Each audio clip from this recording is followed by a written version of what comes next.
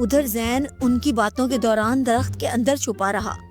جب وہ دونوں خاموش ہو گئے تو وہ آہستہ مگر بھاری آواز میں بولا، علی اور آلیان، تم میری زمین پر کیا کر رہے ہو؟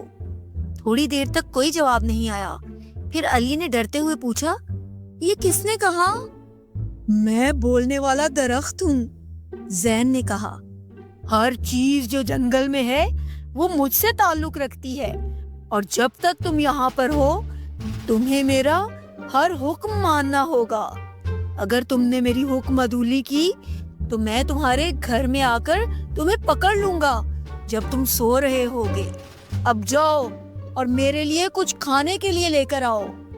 ٹھیک ہے اے بولنے والے درخت، آلیان نے لرزتے ہوئے کہا، ہم تمہارے لیے تازہ پھل ڈھونڈتے ہیں اور ابھی لا کر دیتے ہیں۔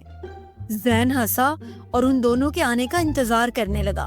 علی اور آلیان چند منٹ بعد لوٹ کر آئے تو ان کے ہاتھ تازہ پھلوں سے بھرے ہوئے تھے۔ انہوں نے سارے تازہ پھل درخت کے کھوکھلے تنے میں ڈال دیے۔